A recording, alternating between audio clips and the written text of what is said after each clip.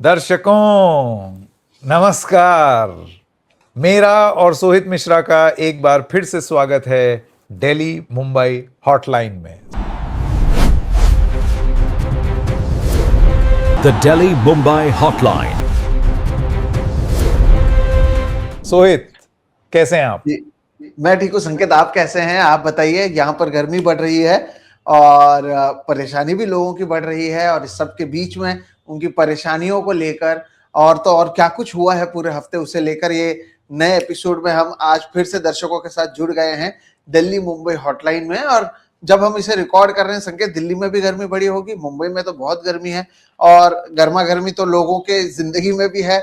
और तो और हम देख रहे हैं कि छात्र हो या फिर लोग जो बैंक में पैसे रखते हैं, हर कोई परेशान है।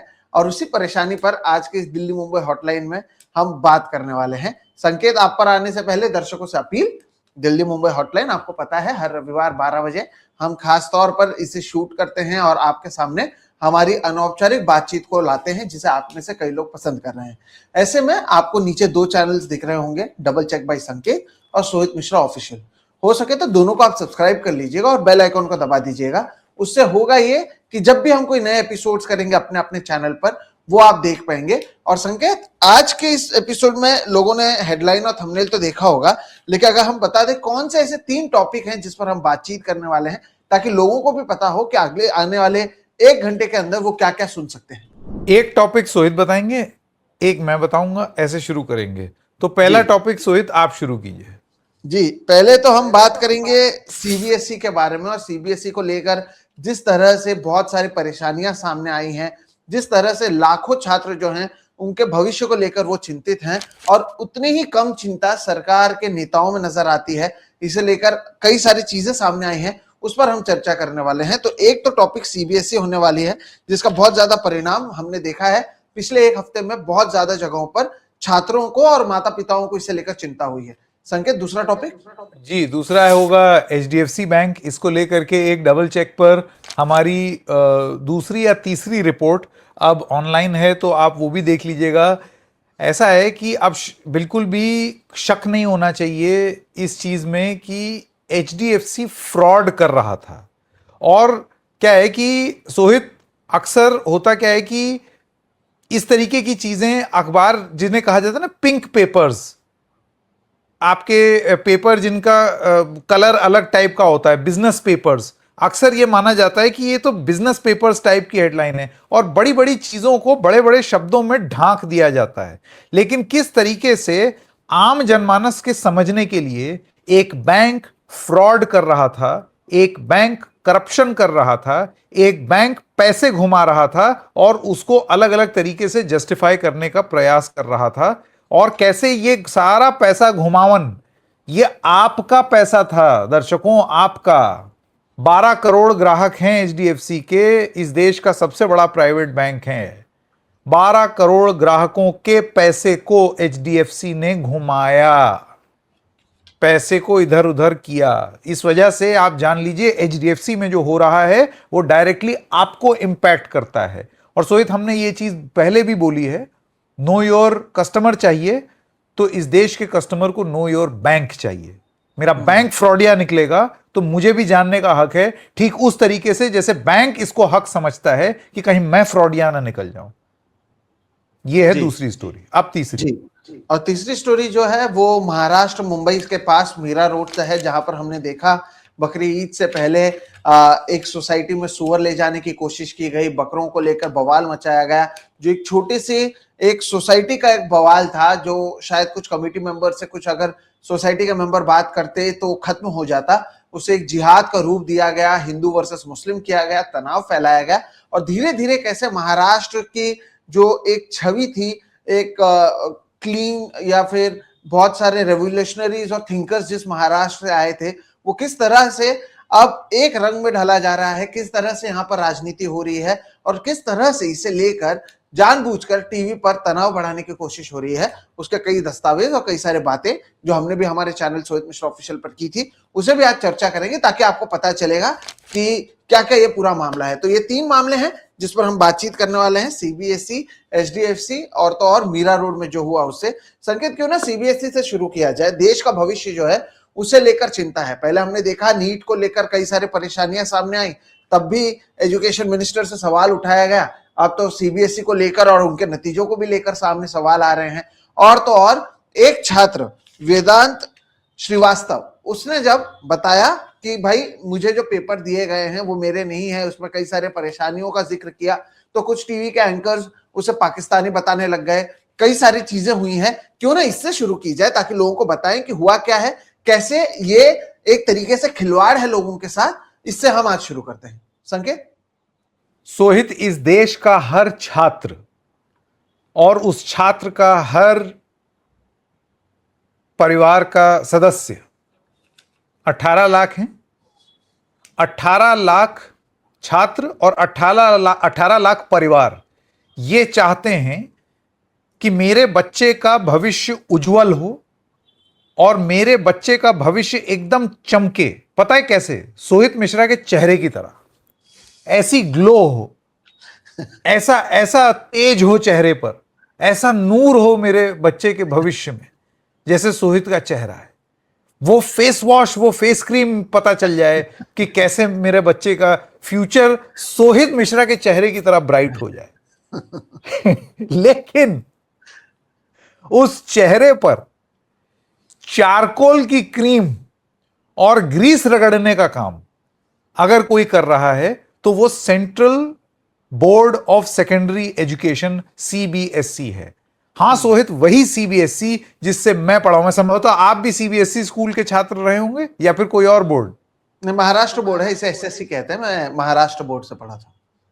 चलिए, तो आज की डेट में तो आप किस्मत वाले हैं भाई सोहित कि आप महाराष्ट्र बोर्ड से पढ़े हुए हैं या और तमाम बोर्ड से पढ़े हुए हैं, क्योंकि सीबीएसई में जो हर साल 18 लाख छात्र निकलते हैं, फ्यूचर अंधकार में है। एक एक करके जरा क्रमवार तरीके से आप समझे। और यहां पर मैं एक तारीफ करना चाहूंगा सोहित, हिंदुस्तान टाइम्स के एक रिपोर्टर हैं। अक्सर अखबारों के रिपोर्टर्स को उस तरीके से तरजीह नहीं दी जाती, क्योंकि टीवी वालों को ये लगता है कि मैं महान, मेरा चेहरा दिखता है तो मैं ही हूं सब कुछ। कभी कभी अपुन को लगता है अपुन ही भगवान है, ठीक है ना, टीवी के रिपोर्टर्स की। और अब डिजिटल के रिपोर्टर्स में एक बड़ी गंदी बीमारी है कि सब उन्हीं को मालूम है। जी नहीं, आपको नहीं मालूम है। अखबार के एक रिपोर्टर जिसने पूरी तरीके से एक्सपोज करके सीबीएसई को इस देश के सामने रख दिया है, उनका नाम है संजय मौर्य। संजय मौर्य की आप हिंदुस्तान टाइम्स की रेगुलर रिपोर्टिंग देख लीजिए। वो आदमी रोज ऐसे ऐसे न्यूज ब्रेक कर रहा है कि सरकार को ना हलक से निवाला उतरना मुसीबत हो रही है। पाकिस्तान और न जाने क्या क्या सब इधर उधर की बातें हो रही हैं, लेकिन संजय मौर्य की रिपोर्ट्स क्या क्या बताती हैं सोहित? स्टोरी तो आपको मालूम ही है। एक ऑन स्क्रीन मार्किंग सिस्टम शुरू किया, फरवरी में ही शुरू किया, और बोला कि बस अब इसको लागू कर देंगे इस बार। रिजल्ट बहुत नीचे आ गया, कई परसेंटेज पॉइंट नीचे आ गया। 3% का एवरेज ड्रॉप हुआ है। बहुत सारे छात्रों को लगा यार मैं इतना भी बुरा नहीं हूं, इतने कम कैसे आ गए। कुछ लोगों ने रीवैल्यूएशन किया तो उन्होंने पाया कि पहले इवैल्यूएटर्स यूं करके जांचते थे, अब इवैल्यूएटर को एक कंप्यूटर मॉनिटर दे दिया गया है और उनको बोला है कि अब कॉपी कंप्यूटर पे जांचो, स्टेप मार्किंग करो, यानी कि हर स्टेप के मार्क्स दो। और वो कब होगा? जब मेरी हाथ से लिखी हुई कॉपी स्कैन हो करके वो सिस्टम में डलेगी। आप ये समझिए कि 18 लाख बच्चों के जितने भी सब्जेक्ट्स होंगे, उन सबके एक एक पेज को स्कैन करके सिस्टम में डाल करके और फिर उसको जांचना। On the face of it दर्शकों, on the face of it, किसी भी तकनीक को सिरे से खारिज करना ये एक खराब प्रथा होगी। क्योंकि अगर ऐसे ही हम करेंगे, हम ये बोलेंगे कि ये नई चीज लाना जो है ये क्यों पुराने के हिसाब से क्यों नहीं चले, नया क्यों लाए, फिर तो हम अभी भी फिर हमको ऐसे ऐसे वाला फोन इस्तेमाल करना चाहिए। अब वो छोड़ो, हमको तो संदेशा भी कबूतर के पैर में बांध करके देना चाहिए। क्यों इस्तेमाल कर रहे हैं हम लोग ये सॉफ्टवेयर? क्यों हम लोग यूट्यूब के माध्यम से? तकनीक बुरी नहीं, हां तकनीक को गलत तरीके से लागू करना। और अब जिस तरीके से बात सामने आ रही है और संजय मौर्य की रिपोर्ट्स बता रही हैं कि क्या उस तकनीक के पीछे कोई मकसद था, क्या कोई स्कैम था, जैसे राहुल गांधी आरोप लगा रहे हैं, क्या कोई ठेका देने में कोई प्रेफरेंशियल ट्रीटमेंट था, जिसकी वजह से आपने 18 लाख बच्चों का भविष्य अंधकार में डाल दिया। सो इन अ नटशेल, जल्दी से बताऊंगा फिर आपके विचार। संजय मौर्य की रिपोर्ट क्या बताती है? वो ये बताती है, आज की रिपोर्ट है Sohail, when we are recording this, वो ये कहती है कि एग्जाम के इवैल्यूएशन से महज कुछ दिन पहले ये ठेका दिया गया। संजय मौर्य की दूसरी रिपोर्ट ये बताती है कि पहले 2 टेंडर में ये क्वालिफाई नहीं किए थे, फिर टेंडर को हल्का किया गया ताकि ये क्वालिफाई कर जाए। संजय मौर्य की रिपोर्ट ये बताती है कि रिकॉर्ड नंबर में ब्लर्ड कॉपीज, ब्लर्ड का मतलब आप समझ रहे हैं, मैंने कुछ लिखा है और वो क्योंकि एकदम धक्कम पेल यूं स्कैन हो रहा है, तो स्कैन में गलत स्कैन या फिर मतलब धुंधला स्कैन जल्दबाजी में वो छपा हुआ था, और उसमें बहुत सारे जो इवैल्यूएटर्स थे उन्होंने वो धुंधले पे ही मार्क्स दे दिए। सोचिए, ये क्राइम नहीं है। देश के भविष्य को आप ऐसे ही जांच रहे हैं, ये किस तरीके का काम है भाई? संजय मौर्य की रिपोर्ट और भी तमाम चीजें बता रही है कि किस तरीके से इवैल्यूएटर्स, दैनिक भास्कर की रिपोर्ट है कि किस तरीके से इवैल्यूएटर्स के आंखों में दर्द हो गया, फिजिक्स और मैथ्स में तो खास तौर से, क्योंकि ब्लर्ड कॉपी में उनको समझ में ही नहीं आ रहा था, उनको माइग्रेन होने लगा, उनको दर्द होने लगा, और वो और उनके ऊपर भयंकर प्रेशर था कि हम नहीं जानते कि किसी भी हाल में करके दो, इसको तो सक्सेस बनाना है, इसको तो करना है। सिर्फ इसलिए कि आपने एक स्कीम को एक तो एकदम लास्ट मिनट इंट्रोड्यूस किया। हिंदू बिजनेस लाइन की रिपोर्ट है कि इसमें से बहुत सारे टीचर्स को प्रशिक्षण प्राप्त नहीं था टाइम से। सॉरी, दैनिक भास्कर की रिपोर्ट है कि प्रशिक्षण में बहुत सारे टीचर्स को ट्रेनिंग चाहिए ना भाई। पुरानी पद्धति से अगर कोई चीज हो रही है और आप कुछ नया इंट्रोड्यूस कर रहे हैं, नई चीज का स्वागत सोहित, लेकिन इसका यह मतलब नहीं है कि आप नई चीज के लिए ट्रेन नहीं करोगे, या फिर ऐसे नहीं हो सकता कि मैं ऑन द जॉब ट्रेनिंग हो जाऊं। आपको पता है, governing council of the CBSE, उसके अंदर जब यह नियम लागू हो रहा था, उस गवर्निंग काउंसिल तक ने बोला कि बिना बहुत टेस्ट रन तो हुए ही नहीं है, ट्रायल हुए ही नहीं है, कैसे लागू करेंगे। उनको भी इग्नोर करते हुए और चीरते हुए, धनधनाते हुए इस कंपनी को कॉन्ट्रैक्ट दिया गया और यह कहा गया कि चलो कॉपी जांचो, इस नए हिसाब से जांचो। नतीजा, अभी दोबारा वेबसाइट खुल गई है। अच्छा, वेबसाइट भी क्रैश, वेबसाइट क्रैश हुई तो बहुत सारे लोग अपना नहीं दे पाए। अब जब वेबसाइट इन्होंने फाइनली आईआईटी कानपुर और आईआईटी मद्रास की मदद से ये खोला, तब 18 लाख में से 4,04,000 बच्चों ने, और ये फिगर अभी और ऊपर जाएगा क्योंकि वेबसाइट वापस खोल दी गई है रीइवैल्यूएशन के लिए, 11,31,000 ये कॉपीज थी जो बच्चों ने रीइवैल्यूएशन की मांग की पिछली। अभी ये और अपडेट होंगे, ये पुराने फिगर्स मैं आपको बता रहा हूं। सोहित, किसी भी मैथमेटिकल फॉर्मूला में अगर 18 लाख में से 4 लाख बच्चों को शक है ना, इसका मतलब वो सिस्टम पूरी तरीके से फ्लॉप है, उसका सक्सेस रेट बहुत पुअर है। और अभी भी ये सरकार जबरदस्ती इस ऑन स्क्रीन मार्किंग सिस्टम को, माइनर इश्यूज, छोटे मोटे इश्यूज हैं, ऐसे बोल करके प्रस्तुत कर रही है। और तो और जबरदस्ती फोर्स किया जा रहा है टीचर्स को, इवैल्यूएटर्स को, बच्चों को सर्कुलर देके कि रील बना के हमारी तारीफ करो, बोलो हम कितने अच्छे। सोहित, ये बच्चों के भविष्य के साथ खिलवाड़ है। उस सीबीएसई में हो रहा है जिस सीबीएसई को बेस्टम बेस्ट माना जाता था। जो चीजें कभी नहीं होती थी, किसी के मन में नहीं आती थी, हम लोगों ने उतनी बेसिक चीज को मन में इतना डाउट रख दिया है। और बाकी लेवल मेकर तो हैं, कोई भी सवाल उठाएगा तो उसको पाकिस्तान कुछ फेंक देंगे, बोल देंगे। जी बिल्कुल। और ये नया नहीं संकेत, मैं आपको बता दूं कि जो अभी सीबीएसई में हो रहा है ना, जैसे आपने मुझे पूछा कि मैं किस बोर्ड से था, तो एसएससी जो महाराष्ट्र बोर्ड का है, वहां से मैंने किया और फिर मैं मुंबई यूनिवर्सिटी से आगे की पढ़ाई की। अब मैं आपको बताता हूं कि ये जो ओएसएम का अभी दिल्ली या सीबीएसई बोर्ड में जो इश्यू हो रहा है ना, 2017 में संकेत महाराष्ट्र में ये हो चुका था। और उस समय इतनी बड़ी खबर ये बनी थी क्योंकि यहां पर भी बहुत सारे लाखों लोगों को इसी तरह की परेशानी का सामना करना पड़ा। मैं यहां पर सबसे पहले तो इस बात को लेकर हैरान हूं कि ये इतनी बड़ी खबर महाराष्ट्र में मुंबई यूनिवर्सिटी में उस समय हुई थी कि वहां के वाइस चांसलर को हटाना पड़ा था, लेकिन इसके बावजूद सीबीएसई से क्यों नहीं समझ पाया, ये मेरे समझ के परे है। सेम चीज है, मैं आपको थोड़ा सा दर्शकों को याद दिला दूं कि हुआ क्या था। जो लोग उस समय यूनिवर्सिटी सीरीज जब किया करते थे, रवीश कुमार और हम सब एक चैनल में थे, तब इसके ऊपर मुझे लगता है मैंने 8-10 रिपोर्टिंग की होगी संकेत। उस समय इतने छात्र परेशान थे यहां पर मुंबई यूनिवर्सिटी में, और आप देखिए कि कितना सिमिलर है।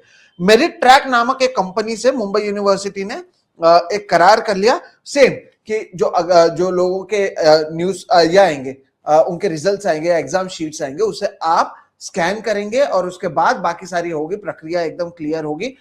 टीचर्स को ट्रेनिंग नहीं दी गई, सही से कुछ हुआ नहीं, जल्दबाजी में सारी चीजें की गई, और उसके वजह से संकेत जो अभी तो आपके यहाँ पे आप बने हैं कि गनीमत है कि रिजल्ट्स डिक्लेयर होने के बाद ये सारी चीजें हुई हैं।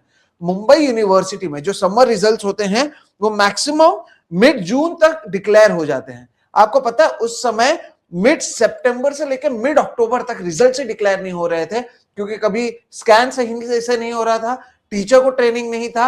आप टीचर से एक्सपेक्ट कर रहे थे जिन्हें टेक्नोलॉजिकली इतनी सारी चीजें पता नहीं है, वो तुरंत ये सारी चीजें कर ले, और उसमें लाखों लाखों जो छात्र थे, स्पेशली जिन्हें बाहर जाना था, वो नहीं जा पाए थे। और बहुत बड़े पैमाने पर ये बड़ी खबर बनी थी, इतनी बड़ी कि जो वाइस चांसलर थे संजय देशमुख, उन्हें सैक कर दिया गया था, उन्हें निकाल दिया गया था, क्योंकि किसी को तो बलि का बकरा बनाना था, तो उन्हें बना लिया गया था। और उसके बाद कहीं ना कहीं ये कहा गया था कि नहीं नहीं, हम देखेंगे कि क्या किया जाएगा। इसे लेकर अदालत में गए थे, लाखों छात्र उस समय परेशान हुए थे।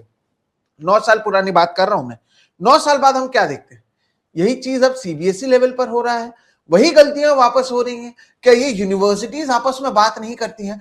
इस तरह की परेशानी सामने आना ही नहीं चाहिए कि छात्र कह रहे हैं कि जो आपने मुझे मेरे पेपर्स दिए हैं उसमें पहला पन्ना तो मेरा है, अंदर का पन्ना किसी और का है, हैंडराइटिंग मैच नहीं कर रहा है, आप मुझे दूसरों के पन्ने दे रहे हैं। ये किस तरह से आप टेक्नोलॉजी का इस्तेमाल कर रहे हैं? जैसे कि संकेत ने कहा, टेक्नोलॉजी का इस्तेमाल किया जाना चाहिए। कोई भी टेक्नोलॉजी जब भी आएगी उससे कहीं ना कहीं अच्छी चीजें होंगी, लेकिन उससे आप पहले अप्लाई तो सही से कीजिए।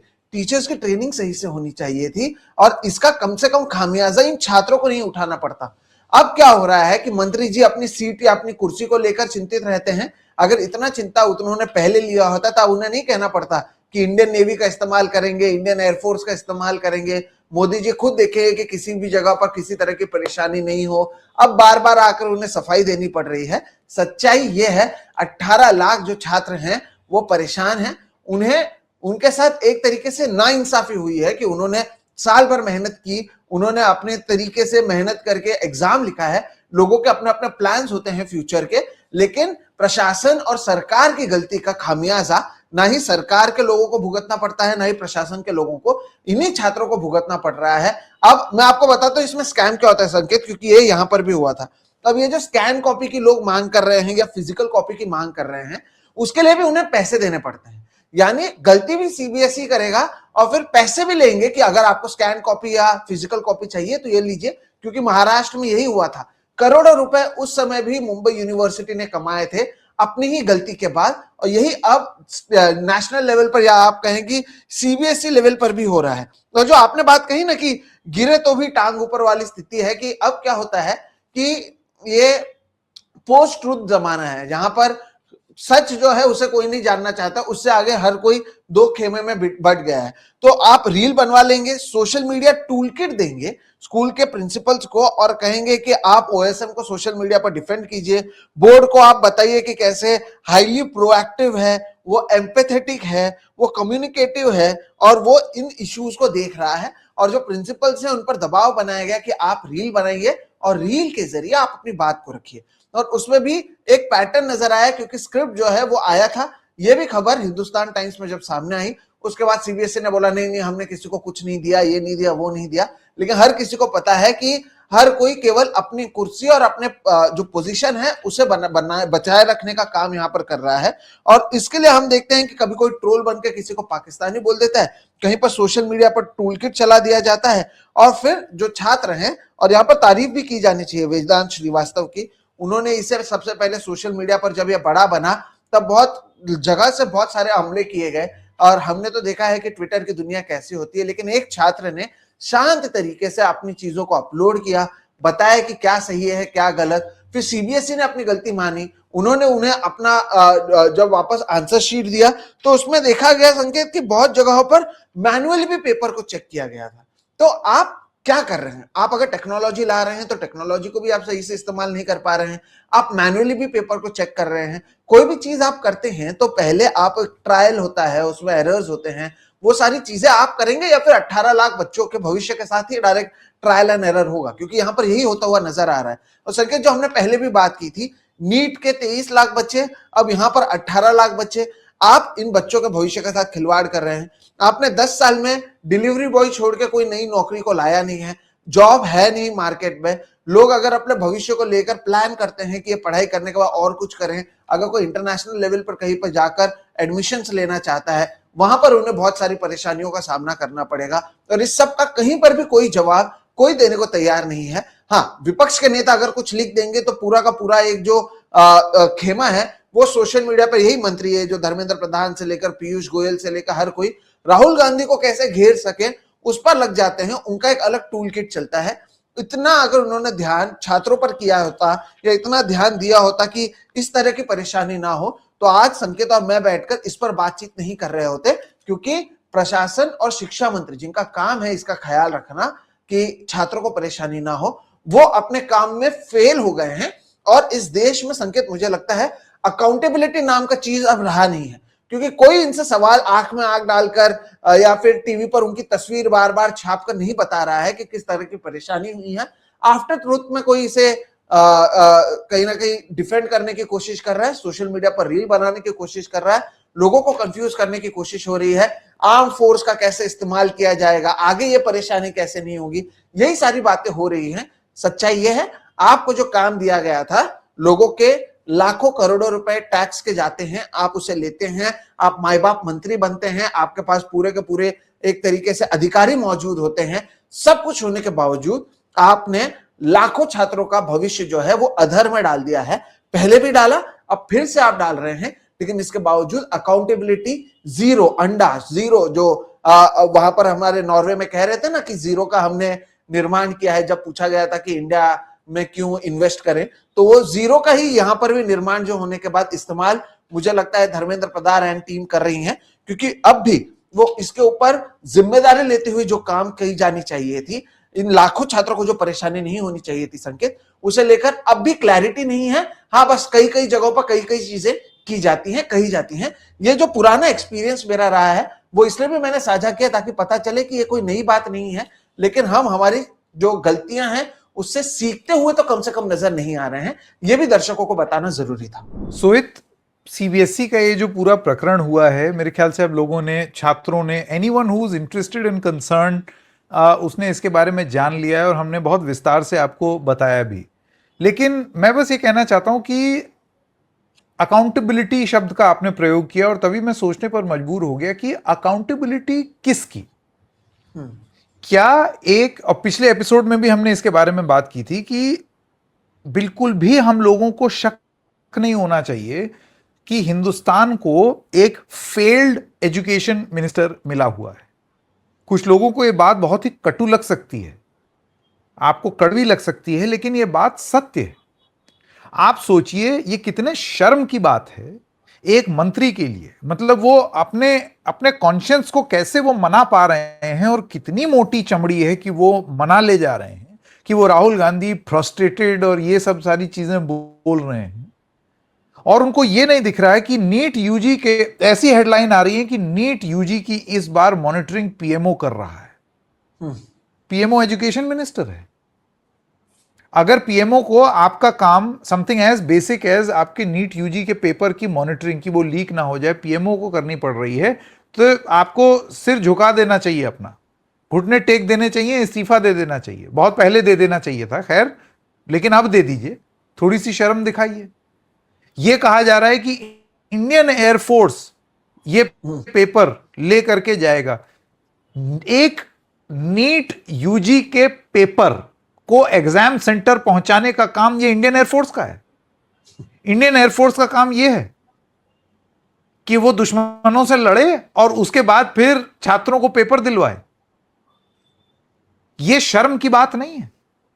और उसके बाद सीबीएसई, आपकी छत्रोछाया में कोई एक एग्जाम ऐसा नहीं हुआ है जो ढंग से हुआ हो, कोई एक चीज ऐसी नहीं हुई एजुकेशन सेक्टर में जो ढंग से नहीं हुई हो। ये सारी चीजें जेनजी को प्रभावित करती हैं। जेनजी इरिटेट होकर के अगर कुछ बोलता है तो फिर वो पाकिस्तानी घोषित कर दिया जाता है आपके मनपसंद एंकरों द्वारा, आपके मनपसंद सरकारी ब्रॉडकास्टर द्वारा।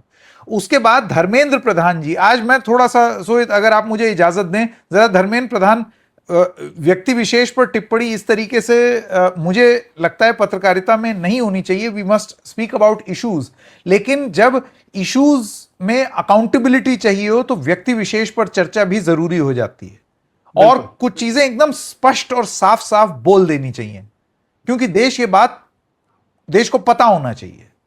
धर्मेंद्र प्रधान का response to a crisis is below par. NEET UG जब कैंसिल हुआ लीक होने के बाद 3 दिन बाद आपने एक गंदी सी प्रेस कॉन्फ्रेंस की जिसमें आपने मीडिया से कहा कि आपके सहारे की सहायता की जरूरत है ताकि पेपर लीक ना हो। आज भी किसी ने भी गारंटी नहीं ली है। अच्छा, इंडियन एयरफोर्स जो है वो उड़ा करके ले जाएगा, पेपर तो इंडियन एयरफोर्स नहीं बना रहा ना, पेपर तो एनटीए बना रहा है। सीबीआई की जांच में तमाम न्यूज रिपोर्ट्स आई हैं कि एनटीए का इनसाइड जॉब भी हो सकता है लीक में।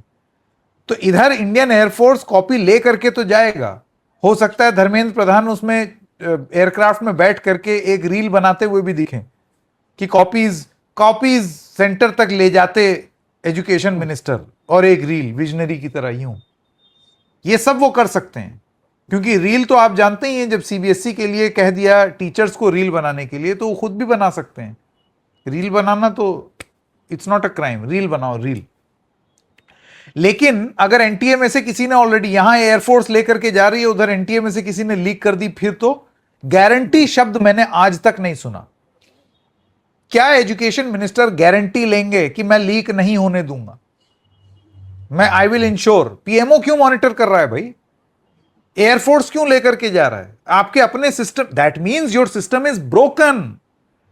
टूटा हुआ, जंग लगा, सड़ा गला, किडनी विहीन, गुर्दा विहीन सिस्टम है ये एजुकेशन सिस्टम।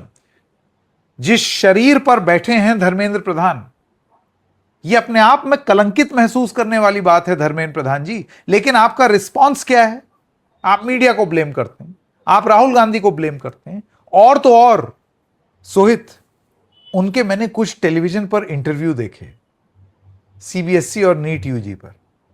सोहित, उनके घर के मैनिक्योर्ड गार्डन्स, लटियन जोन में जो बंगले मिलते हैं वो एकदम मैनिक्योर्ड गार्डन्स, बढ़िया सा एक आउट हाउस बना हुआ है, एक झोपड़ी जैसी, जिसमें आप बैठ करके चाय पी सकते हैं। वहीं पर चंपा का पेड़, इधर कोई और पेड़, ये पौधा, घास जिस पर अभी लॉन मोअर चला है, खिलखिलाती फ्रेश लटियंस दिल्ली की मैनिक्योर्ड गार्डन में मैनिक्योर्ड इंटरव्यूज।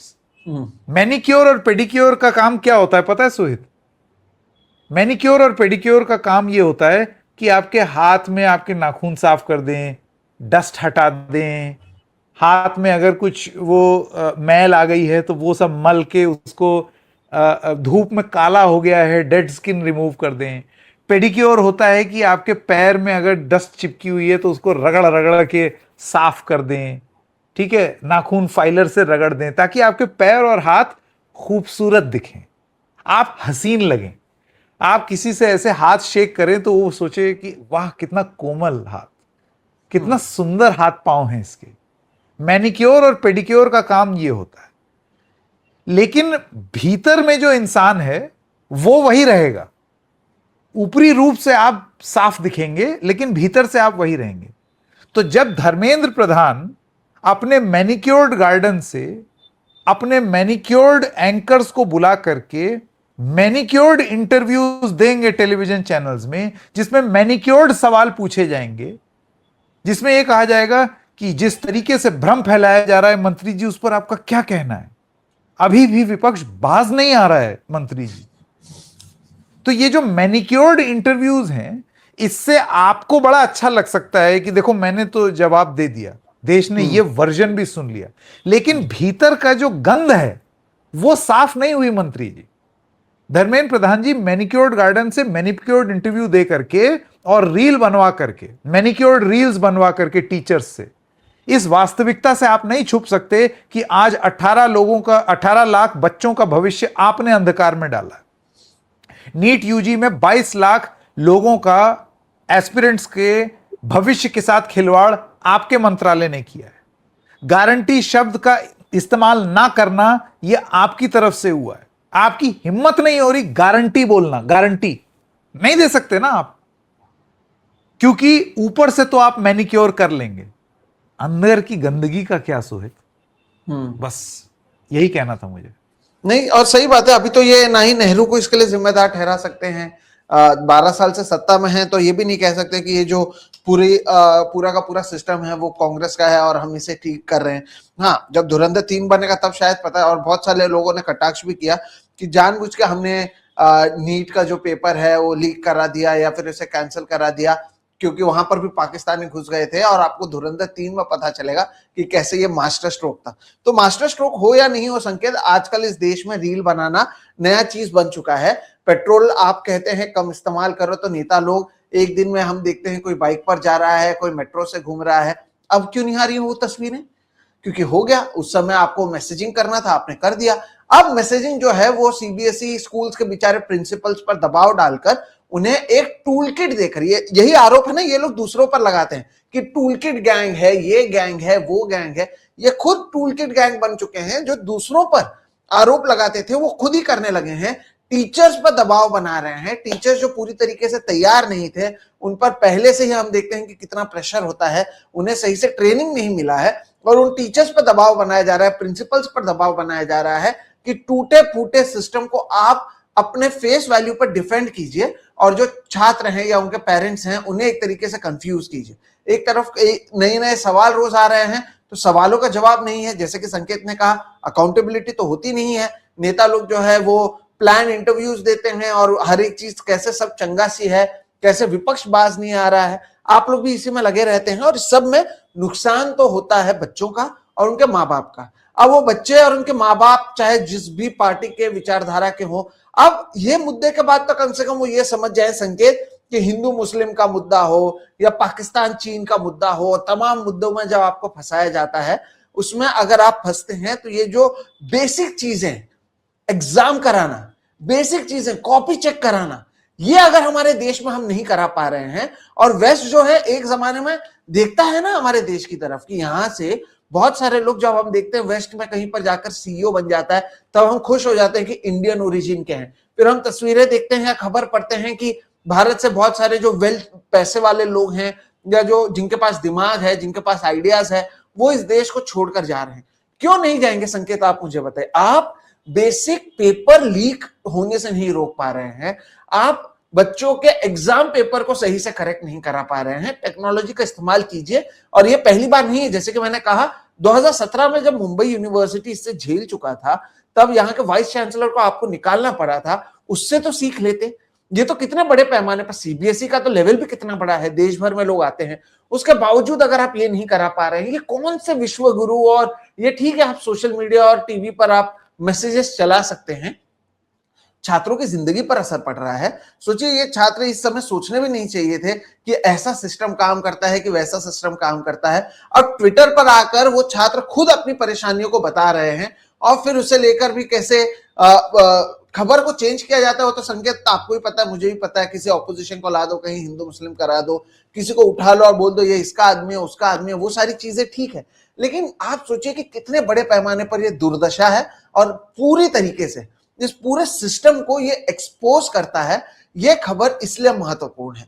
ये कई लोगों को बोरिंग लग सकती है, कई लोगों को लग सकता है कि अरे इसमें मसाला नहीं है, लेकिन आप जब तक खबरों को एंटरटेनमेंट के रूप में देखेंगे तो आपको ऐसे ही पता चलेगा कि एक दिन कोई पेपर लीक हो जाता है, कहीं पर छात्रों के कॉपी को सही से चेक नहीं हो पाता है और उसके बावजूद कोई जवाब नहीं देता है। कम से कम संकेत में यह कहता कि अगर भारतीय जनता पार्टी अब विपक्ष में होती ना, यही भारतीय जनता पार्टी, तो अब तक हर सड़क पर ये उठ आए होते, बहुत सारी चीजें यहां पर हो जाती, दिन रात आंदोलन होता, कैसे इसमें कोई सारी चीजें इंटरनेशनल लेवल का कवरेज हो जाता, बहुत सारी चीजें होती। हमने देखा है जब भारतीय जनता पार्टी विपक्ष में रहती है। लेकिन ये उम्मीद होती है ना कि जो आप विपक्ष में रह के करते हैं और आपको पता है कि कोई चीज कितना महत्वपूर्ण है, जब आप सत्ता में आकर भी वो देखते हैं तो नरेंद्र मोदी और उनकी सरकार को भी अपने ईगो के आगे बढ़ना होगा। अगर कोई मिनिस्टर इसके लिए जिम्मेदार है और उनसे बार बार गलती हो रही है और अगर उसके बावजूद आप उनसे पूछते नहीं है या वो उस पद पर बने रहते हैं, तो केवल ये उस एक मिनिस्टर की नहीं, पूरे के पूरी मिनिस्ट्री जो है उसकी गलती बन जाती है, क्योंकि आपका ईगो ऐसा है कि हम किसी मंत्री को कैसे हटा सकते हैं, हम कैसे किसी चीज को गलत कर सकते हैं, हमसे तो गलती होती ही नहीं है, भले ही लाखों लोग क्यों ना इससे भुगते हैं और भुगत ही रहे हैं। आप पकड़िए ना, ये 18 और वो 23 हो गए ना, लगभग 40-50 लाख तो यहीं पर हो गए। 50 लाख छात्रों का भविष्य एक महीने के अंदर हमने देखा है कि कैसे इन्होंने इनके भविष्य को अधर में डाल दिया है। कहीं चर्चा नहीं, कहीं पर मेलोडी का वीडियो आता है, कहीं पर अब तमिलनाडु में क्या हो रहा है, कर्नाटका में क्या हो रहा है, इसी पर चर्चा हो रही है। जितना समय यहाँ पर ढोंगी बाबाओं को और फालतू खबरों को टीवी पर दिखाया गया, अगर उतने ही समय एजुकेशन बीट पर दिखाया गया होता, और यह हर किसी के लिए लागू होता है, तो शायद ये सारी परिस्थिति नहीं आती। ओएसएम को लेकर लोगों को जानकारी नहीं है, कैसे क्या होने वाला है टीचर्स को जानकारी नहीं है। ग्रामीण भाग में मैं आपको बताता हूं, यहां पर हुआ था ना, ग्रामीण भाग में इंटरनेट सही से चलता नहीं है। आप कैसे एक्सपेक्ट करते थे कि वहां पर लोग अपने पेपर्स को या टीचर्स जो हैं उनके रिजल्ट्स को या आंसर शीट को प्रॉपरली स्कैन करें, उसे अपलोड करें। इंटरनेट चलता नहीं है, समय ज्यादा लगता है, आपके पास डेडलाइन रहता है, आप कैसे काम करेंगे? ये सारी चीजों पर विचार कौन करेगा संकेत? छोटे छोटे बच्चों को अगर ये सारी चीजें समझ में आ रही हैं और ना ही मिनिस्टर समझ रहे हैं, ना ही उनकी मिनिस्ट्री समझ रही है, तो ये केवल और केवल ईगो के लिए आप करते हुए मुझे तो कम से कम लगता है, और एक टूल किट का आप इस्तेमाल करके फेस वैल्यू पर या मीडिया के जरिए आप जरूर बता सकते हैं कि सब कुछ अच्छा है, लेकिन सच्चाई ये है कि जो भारत का भविष्य है वही अधर में है, वही चिंतित है। लेकिन इनकी चिंता की फिक्र कम से कम मेन स्ट्रीम में कुछ आधे पत्रकारों को और अखबारों को छोड़ दें तो ज्यादा लोगों को होते हुए नजर नहीं आ रही है। सोहित, हॉटलाइन पर बॉटम लाइन ये है कि ये जो राष्ट्रीय मैनिक्योर गार्डन से मैनिक्योर इंटरव्यू देने वाले, मैनिक्योर रील बनाने वाले मैनिक्योर एजुकेशन मिनिस्टर हैं, इनके मैनिक्योर इंटरव्यू में टफ सवाल पूछने का समय अब गया, लद चुका है। क्या टफ सवाल पूछेंगे? जो नहीं पूछे जा रहे हैं वो मसला अलग, लेकिन मैं तो ये कह रहा हूं कि मैनिक्योर्ड इंटरव्यू छोड़ दीजिए, वो वक्त भी चला गया है। आपने ऑलरेडी, सोहित ने जैसे बताया कि करीब करीब 50 लाख बच्चों के भविष्य के साथ खिलवाड़ कर दिया है। आप खुद कह रहे हैं कि मैं जिम्मेदारी लेता हूं, और वो भी बड़े दिल पे पत्थर रख के लिया होगा, क्योंकि जिम्मेदारी लेने की तो आदत छूट चुकी है जो सत्तासीन लोग होते हैं उनकी। सीधी सी बात है, मैनिक्योर मंत्री के मैनिक्योर इंटरव्यू नहीं चाहिए। इस देश को अकाउंटेबिलिटी चाहिए, and I think Dharmendra Pradhan, Sohit bottom line hotline में यह है, धर्मेंद्र प्रधान का इस्तीफा होना चाहिए। वो इनकॉम्पिटेंट हैं, ये एक फैक्ट है। ये एग्जाम दर एग्जाम या एजुकेशन मंत्रालय से लगातार आ रही विफलता की एक लंबी फहरिस्त है अब हमारे पास। He has failed as an education minister. Passing marks भी नहीं मिले हैं उनको, 33%। कहां है ये बीजेपी जो हर मंत्रालय से पावर पॉइंट प्रेजेंटेशन मांगती है? अभी एक बात बताई गई है कि जब मोदी सरकार के 12 साल पूरे होंगे जून में, सब मंत्रालय अपनी उपलब्धियां गिनाएगा। मैं तो ये सोच रहा हूं धर्मेंद्र प्रधान क्या उपलब्धि गिनाएंगे, क्या गिनाएंगे? नीट एग्जाम 2024 में गोड़ दिया, गेट 2026 में गोड़ दिया, नीट 2025 भी शक के घेरे में है, नीट 2026 सीबीआई की जांच में है, सीबीएसई गोड़ दिया, इसके अलावा और यूपीएससी में दिक्कतें हो रही हैं, इसके अलावा मैंने यूजीसी इक्विटी गाइडलाइंस गोड़ दी। कोई एक उपलब्धि हो तो मैं बताऊं ना, और ये तो मतलब off the top of my head, actually जुटेंगे तो 15-20 निकल आएंगे। सो दिस ब्रेजन आउट करना अब मोदी सरकार को छोड़ना पड़ेगा, क्योंकि जब आप इस्तीफा लेंगे किसी का तो फिर इसको इस तरीके से देखा जाता है ना कि भाई ये आप, जैसे सोहित ने बोला, it's an admission of your own guilt, कि आप फिर गलती मान रहे हैं अगर आप इस्तीफा ले रहे हैं। लेकिन पब्लिक अकाउंटेबिलिटी ये डिमांड करती है सोहित, अगर आपको लोगों के मन में ये विश्वास बनाना है कि हां सरकार लोगों के इंटरेस्ट को प्रोटेक्ट करती है, सुनती है, सो प्लीज एजुकेशन मिनिस्ट्री जैसी जगह पर please get a competent person. Dharmendra Pradhan बहुत अच्छे इंसान होंगे, बहुत बढ़िया नेता होंगे, जीत जात के आ रहे हैं, सब कुछ है, लेकिन प्लीज वो बतौर एजुकेशन मिनिस्टर इस देश में एक बहुत बड़े फेलियर हैं and he can not continue as education minister. तो बॉटम लाइन ये है कि Dharmendra Pradhan has to go, उनको जाना चाहिए। अब जाएंगे या नहीं वो बात अलग है, लेकिन he has no right to be in that position. Sohit बिल्कुल। और ये एक नया एडिशन हमने किया है कि जब भी कोई खबर को हम खत्म करके दूसरी खबर पर जाएंगे तो मैं और संकेत क्या सोचते हैं वो बॉटम लाइन में आपको बताएंगे। तो आपने बॉटम लाइन सुन लिया। हम दोनों का मानना है कि जो शिक्षा मंत्री हैं वो खुद फेल हो रहे हैं, तो आप इस पद पर कैसे रह सकते हैं। हालांकि अब देखना यह होगा कि ईगो ज्यादा जरूरी है, अपनी छवि ज्यादा जरूरी है, या लोगों का भविष्य, तो इस पर नजर बनाए रखेंगे। लेकिन संकेत अब आते हैं दूसरी खबर पर, और आपने इस पर बहुत बेहतरीन रिपोर्ट पहले भी की थी, अब भी की हुई है। अब तक तो हम बात कर रहे थे लाखों छात्रों की, अब करोड़ों निवेशकों की, या करोड़ों लोग जो किसी एक बैंक से जुड़े हुए हैं, जो इस देश का सबसे बड़ा प्राइवेट बैंक है HDFC बैंक, उसमें किस तरह से जो चीजें सामने आई हैं, जो फ्रॉड एक तरीके से सामने आया है, लोगों के साथ कैसा खिलवाड़ हो रहा है, जो आप बार बार कहते भी आए हैं कि जो बैंक्स केवाईसी की बात करता है, नो योर कस्टमर, आपसे हर बार आधार कार्ड मांगा जाएगा, हर 6 महीने में नया दस्तावेज मांगा जाएगा, वो अपने बारे में कैसे लोगों को जानकारी नहीं देता है, अंधेरे में रखता है, और इसका असर करोड़ों लोगों के बैंक अकाउंट में रखे हुए सेविंग्स पर पड़ सकता है। उस पर बात करने वाले हैं। संकेत, आप अगर इससे शुरुआत करें, क्योंकि आप लगातार इस पर कह भी रहे हैं, कुछ लोग उसूल आदर्श की बात करते हुए बैंक से इस्तीफा देते हैं, वहां से इसकी शुरुआत होती है, और अब तो मामला बहुत आगे बढ़ चुका है। आज इस पे बात करते हैं। HDFC वाले मामले में आप क्यों कह रहे हैं कि ये जो बैंक है वो फ्रॉड कर रहा है? Sohit, willful breaking of the law, not informing customers, और कस्टमर का, आप ये जान लीजिए कि कस्टमर्स का पैसा लेकर के पैसा घुमाने का, करप्शन करने का और फ्रॉड करने का स्कैंडल है HDFC बैंक में।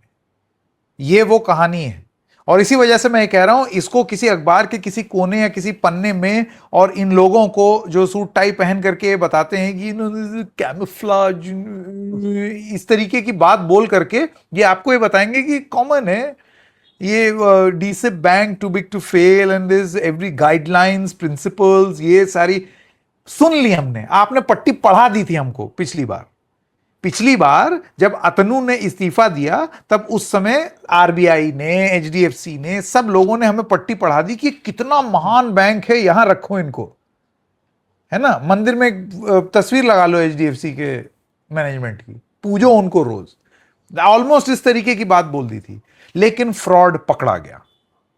खुद बैंक की इंटरनल विजिलेंस की जो रिपोर्ट है वो अब ये बताती है, इंडियन एक्सप्रेस में छपी अभी कुछ दिन पहले सोहित, कि पैसा घुमा रहे थे, और कैसे घुमा रहे थे उसको बस बिल्कुल इन अ नटशेल में चीजें बता देता हूं, जिससे आपको एक आइडिया मिल जाए। महाराष्ट्र में एक सरकारी कंपनी है MSRDC, रोड डेवलपमेंट कॉरपोरेशन, सड़कें वगैरह बनाती है।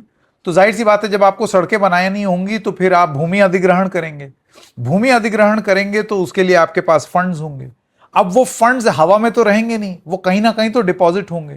तो ये फंड्स HDFC को लगा 25,000 करोड़ रुपए हैं। तो 25,000 करोड़ रुपए MSRDC को कहीं पार्क करना था, कहीं रखना था किसी बैंक से कि वो बात करें।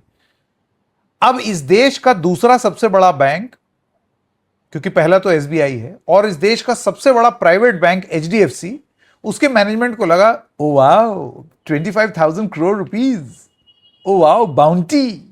तो अंकल स्क्रूज के आंखों में जैसे डॉलर बनते थे और फिर वो सिक्कों के एक खजाने में स्विमिंग करते थे, वैसे ही HDFC के पूरे मैनेजमेंट को लगा कि पैसा ही पैसा होगा बाबू भैया, पैसा है। योजना ये बनी कि भाई इनको अकाउंट, इनको रिझाते हैं। ये वहां रिझाने गए। MSRDC ने बोला कि यार तुम 3.5% का रेट ऑफ इंटरेस्ट दे रहे हो, 6.01 दे दो। अब RBI की गाइडलाइन ये कहती है सोहित कि जो रेट ऑफ इंटरेस्ट फिक्स है नियम के हिसाब से उतना ही देना है, उससे ज्यादा नहीं दे सकते। ऐसे थोड़े, वरना तो कल को आप समझ रहे हैं क्या होगा, अगर रेट ऑफ इंटरेस्ट चेंज होगा तो कल को सोहित के कोई रिश्तेदार किसी बैंक में हो और सोहित अपना कनेक्शन लगा लें कि वो मेरी मामी के लड़के हैं फलाने बैंक में, तो उन्होंने कहा है वो हमें दिलवा देंगे, तो आपको अलग रेट ऑफ इंटरेस्ट मिल रहा है किसी और को, ये तो चीटिंग हुई ना, तो मेरे साथ बेईमानी हुई। लेकिन जब बात 25,000 करोड़ रुपए की हो, अंकल स्क्रूज के डॉलर बने ही हुए हैं, क्या करे बैंक? बैंक ने 3.5 के बजाय 4.5% इंटरेस्ट ऑफिशियली अप्रूव कर दिया सीनियर मैनेजमेंट कि ठीक है 1% तो एक्स्ट्रा। अगले ने मांगा 6 था, अब ये 6 कैसे दें? सोहित यहां पैसा घुमा दिया। वित्तीय वर्ष 2024 और वित्तीय वर्ष 2025 में 45 करोड़ रुपए रोड सेफ्टी कैंपेन के नाम पर सोहित फर्जी इनवॉइस बना करके, विजिलेंस की रिपोर्ट कहती है कि एक ही आपने फोटो 9 करोड़ के इनवॉइस में लगा दी। अच्छा, क्योंकि पैसा घुमा करके देना है, कोई रोड कैंपेन तो है नहीं। उसमें क्या होता है, उसमें आपको कंप्लायंस में दिखाना होता है कि भाई आपने कैसे खर्चे पैसे, दिखाइए 45 करोड़ रुपए कैसे खर्चे। कैसे दिखाते जब कैंपेन ही नहीं थी, तो पैसा घुमाना था। अच्छा, इसको बहुत ही पोलाइटली जो चीफ मार्केटिंग ऑफिसर हैं, उन्होंने विजिलेंस की जब जांच हुई तो उसमें स्कैम और स्कैंडल के नए नए नाम सुनने को मिलते हैं, है ना, नई नई चीजें सुनने को मिलती हैं। सीबीएसई के केस में ओएसएम को अब एक ऐसे बताया जा रहा है सम डिस्क्रिपेंसीज, स्कैंडल और स्कैम को अब डिस्क्रिपेंसीज बोला जाता है। उसी तरीके से एचडीएफसी के केस में स्कैम और स्कैंडल को और फाइनेंशियल फ्रॉड को कैमोफ्लाज बोला गया। सुनने में अच्छा लगता है ना कान में। कैमोफ्लाज क्या होता है? कैमोफ्लाज होता है जो फौजी पत्ते उत्ते लगा लेता है, झाड़ी में छुप जाता है ताकि दुश्मन उसे ना देख पाए। कैमोफ्लाज गिरगिट करती है कि उसको, सपोज अगर वो पत्थर के पास से जा रही है तो पत्थर का रंग ले ले कि आप उसको देख ही ना पाए। तो इनका यह कहना है कि हमने दरअसल एमएसआरडीसी को इंटरेस्ट नहीं दे पाए, इस वजह से हमने मार्केटिंग बजट में से उनको कैमोफ्लाज करके फंड्स दे दिए। हिंदी में समझाएं तो ये फ्रॉड था, आपका और मेरा पैसा उठा करके और घुमा दिया, और एक फेक रोड सेफ्टी कैंपेन के नाम पर फेक इनवॉइस लगा करके 45 करोड़ रुपए एक कंपनी को दे दिए। और वो भी अब ये पता चला है डायरेक्टली कंपनी को नहीं दिया, वाया वाया वाया ऐसे घुमा करके कि इस कंपनी से हो करके फिर उसमें, यानी कि आप पैसा घुमा रहे हो ना। स्कैम नहीं बोल रहे, स्कैंडल नहीं बोल रहे, कैमोफ्लाज बोल रहे हो। क्योंकि कैमोफ्लाज जो है वो स्कैम टाइप का नहीं लगता, ऐसे लगता है कि अच्छा इन्होंने स्कैम नहीं कैमोफ्लाज किया है, भैया कैमोफ्लाज है, कोई दिक्कत नहीं है। That is the fraud. तो ये चीटिंग करना आप बंद कीजिए। और इसीलिए मैं बार बार कहता हूं सोहित कि नो योर कस्टमर चाहिए ना। अच्छा, आप ये बताइए, ये जो इन्होंने पैसा घुमाया है, मैं लोन का पैसा लेकर के एचडीएफसी से घुमा सकता हूं? जेल में हूंगा अगले दिन, जेल में, और मुझे घुमाना भी नहीं है। ये बेमंटी नहीं करनी। सीधी सी बात है, आप और मेरे लिए सारे नियम, आपका आधार, इसको इससे लिंक, उसको उससे लिंक, घर आकर के क्रॉस वेरीफाई, यहां डिजिटल सिग्नेचर, ये थंबनेल, ये अंगूठा, ये साइन, ये दस्तावेज, 5,000 साइन, जरा सा लोन लो और उस पर इतना सारा, लेकिन अपना क्या कर रहे हैं उसकी एक जानकारी नहीं देते। सोहित, आप सोच के देखिए किस डर से इन्होंने ये किया। नियम, आरबीआई के नियम और अपने एथिक्स को किस तरीके से बेचा इन्होंने, ये सोच करके कि 25,000 करोड़ रुपए मुझे मिलेंगे। ये मकसद था ना नियम तोड़ने के लिए। और फिर एमएसआरडीसी ने ये धमकी दी होगी कि भाई हमें ये पैसा घुमा करके दो, वरना हम अपना पैसा विड्रॉ कर लेंगे। और जानते हैं मजे की बात, 25,000 करोड़ रुपए डिपॉजिट भी नहीं किए उन्होंने।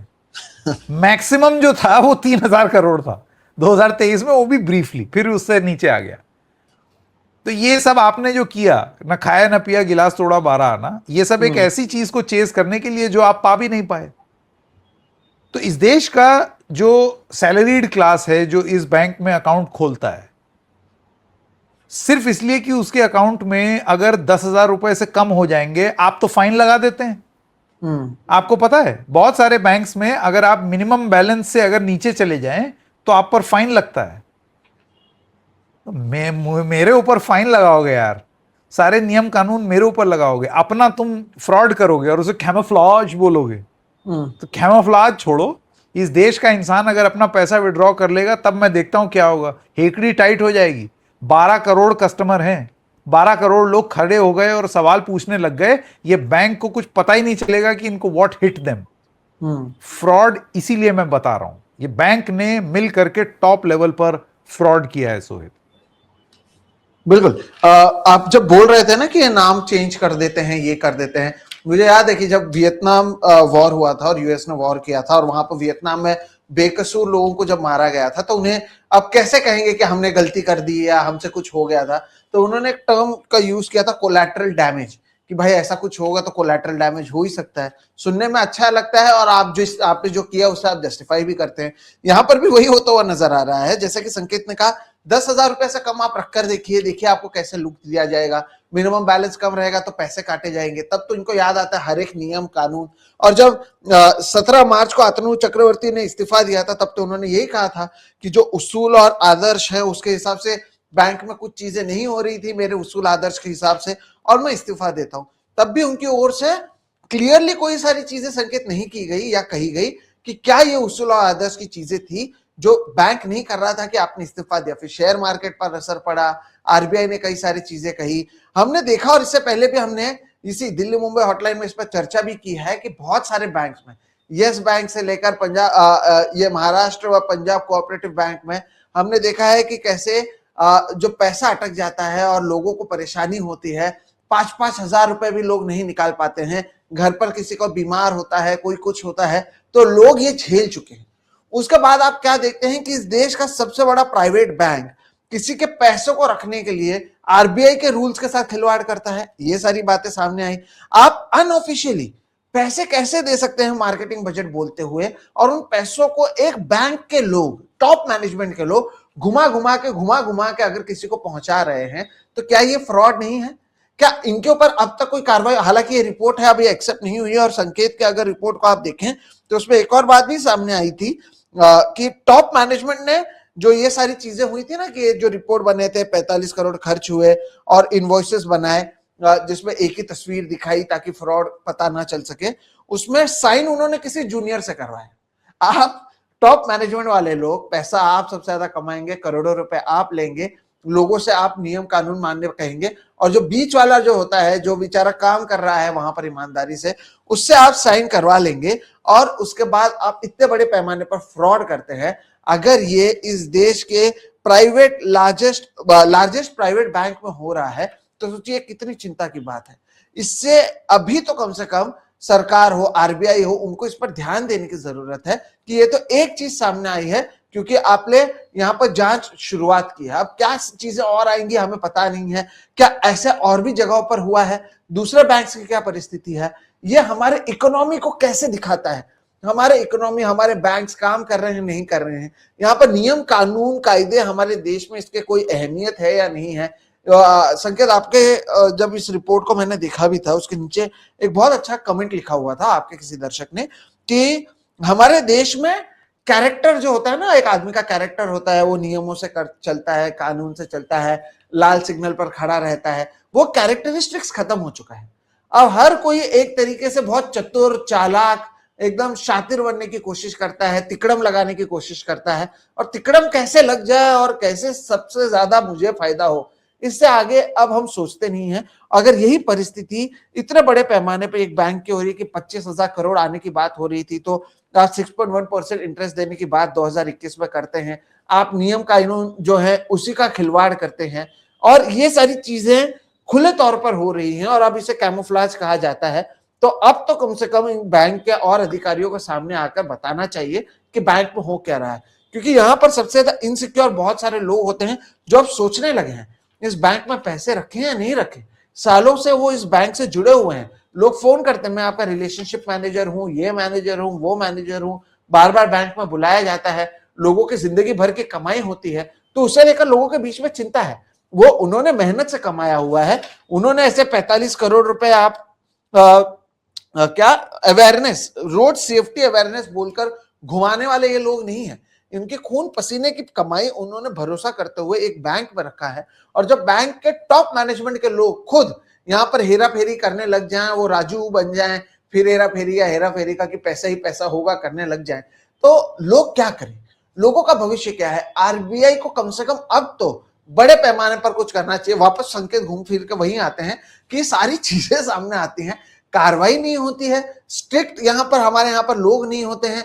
और इस बैंक को लेकर भी इसलिए भी चिंता है क्योंकि अगर ये इतना बड़ा बैंक है, अगर इसमें इस तरह से चीजें हो जाए तो इसका बहुत ज्यादा असर पड़ेगा। जो आप आपके वीडियोस में भी बार बार कहते हैं कि जो आरबीआई कहती है कि this bank is too big to fail, तो ऐसे में अगर ये एक एमएसआरडीसी को लेकर चीज सामने आई है तो ऐसे ना जाने और कितने सारे ऑर्गेनाइजेशंस होंगे, प्राइवेट ऑर्गेनाइजेशंस होंगे, अमीर लोग होंगे जो अपने पैसों को रखते हैं, बहुत सारी चीजें हो सकती हैं। तो इस पूरे चीज पर कोई क्लियरली बात करेगा या नहीं करेगा, और इस देश में चीजें नियम कानून कायदे से चलेंगे या हर जगह पर केवल तिकड़म लगाया जाएगा, यह एक बहुत बड़ा सवाल है जिसका जवाब नहीं मिलता है। क्योंकि ऐसा लगता है कि जो सबसे गरीब है, जो निर्बल है, जिसके पास ताकत नहीं है, जो आम आदमी है, हर नियम कानून कायदे उसी के लिए होते हैं, और जो ताकतवर होता है इस देश में, जिसके पास पैसा है, उसके लिए कोई नियम नहीं है, वो जो चाहे वो कर सकता है। और वही चीज संकेत यहां पर भी होते हुए नजर आ रही है। एकदम सही है सोहित, आपने एक्चुअली कमाल की बात है कि आपने वो कमेंट भी पढ़े, और मतलब जान के अच्छा लगा कि रूहानी रूप से लोगों को ये बात महसूस हुई कि वो ये चीज लिखें। कैरेक्टर के दो अर्थ होते हैं सोहित, एक होता है चरित्र, दैट मीन्स कैरेक्टर, और एक होता है किरदार। और मुझे ऐसे लगता है कि लोगों ने किरदार को ही चरित्र बनाया हुआ है, क्योंकि अंग्रेजी में इन दोनों को ही कैरेक्टर कहते हैं। मजाक मजाक में लोग बोलते थे ना, क्या कैरेक्टर है यार ये। तो इस कैरेक्टर शब्द से मेरे मन में यही आता है कि आप देखिए, अपने चरित्र यानी कि आपका आचरण, आपका स्वभाव, आपके उसूल, ये सारे अतनु चक्रवर्ती वाले उसूल नहीं, जो इंडिपेंडेंट डायरेक्टर थे, उनकी भी जरा ये जो उसूल उफान मारे इनके अभी। बॉस, जब ये कांड हो रहा था तो ये इंडिपेंडेंट डायरेक्टर थे, तब क्यों नहीं बोला? अपने इस्तीफे में क्यों नहीं बोला? ये क्रिप्टिक बात बोल के जी, एज अ डायरेक्टर सोहित, एक डायरेक्टर की रिस्पॉन्सिबिलिटी होती है कंपनी में टू बी अकाउंटेबल। तो जब ये फ्रॉड हो रहा था तब आपने क्यों नहीं बोला? आज एक चिट्ठी लिख करके, और उसूल आदर्श और कॉन्ग्रुएंस और ये और वो, बड़ा अच्छा है ना। मतलब मैं भी रेनन मार्टिन ले करके और ऑक्सफोर्ड इंग्लिश डिक्शनरी देख करके मैं शब्दकोश से सारे अंग्रेजी के शब्द उड़ेल देता हूं। कैमोफ्लेज, कॉन्ग्रुएंस, 6-7 शब्द तो हमको भी आते हैं ना यार। मतलब ठीक है, देसी टाइप के हैं, लेकिन इतना पढ़ लिख चुके हैं कि थोड़ी अंग्रेजी हम भी झाड़ लें। लेकिन अपनी अच्छी और नफीस अंग्रेजी के पीछे ये बैंक अपने कुकृत्य छुपा नहीं सकता। अब मैं ये देखना चाहता हूं कि ये जो विजिलेंस की रिपोर्ट है सोहित, ये एक्सेप्ट होगी या नहीं। क्यों? क्योंकि ये बहुत ही डैमेजिंग है।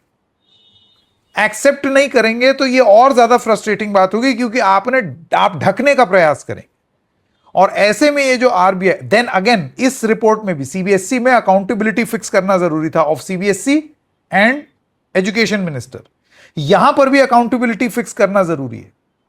उस समय मैंने क्या बोला? आरबीआई ने पट्टी पढ़ाई, it's a domestically systematically important bank, DSIB bank, too big to fail, and we are keeping a close eye. After PMC उस समय कोऑपरेटिव बैंक्स था, वो आरबीआई के अधीन नहीं आते थे, लेकिन पीएमसी कांड के बाद 2019 के, उसको भी अब आरबीआई के अधीन ले आया गया है। रेगुलेशन और स्ट्रिक्ट हो गया है, ये फैक्ट है सोहित। हम जबरदस्ती की रगड़म पेलाई नहीं करेंगे, जो फैक्चुअल बात है वो बोलेंगे।